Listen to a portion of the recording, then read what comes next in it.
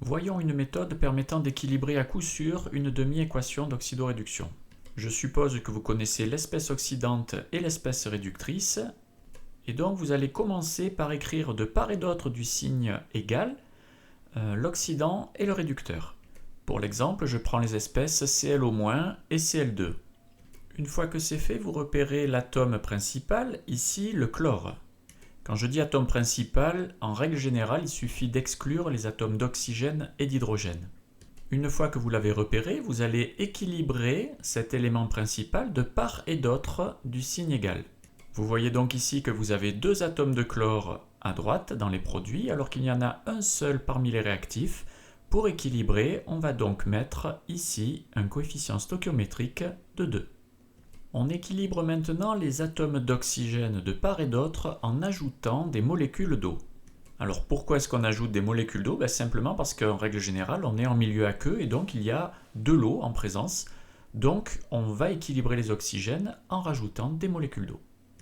L'ion Cl- contient un atome d'oxygène, mais comme il y a deux ions, cela fera deux atomes. Il faut donc ajouter deux molécules d'eau, puisque chaque molécule d'eau contient elle-même un atome d'oxygène. On va maintenant équilibrer les atomes d'hydrogène en rajoutant des ions H+, qui eux aussi sont présents dans les solutions aqueuses.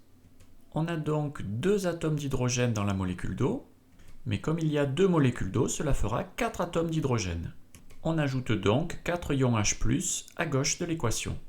Dernière étape, on va équilibrer les charges de part et d'autre en utilisant des électrons, puisque ce sont les électrons qui sont échangés entre l'oxydant et le réducteur. L'ion Cl- porte une charge négative, mais il y a deux ions Cl-, ce qui fera deux charges négatives. L'ion H+, porte une charge positive, or il y a 4 ions H+, ce qui fera 4 charges positives. Ici, les produits ne sont pas chargés, ils sont neutres. Dans les réactifs, cela nous fait donc un total de 2 charges plus. Pour atteindre la neutralité, il faudra donc ajouter 2 électrons qui portent chacun une charge négative. La demi-équation d'oxydoréduction est maintenant équilibrée.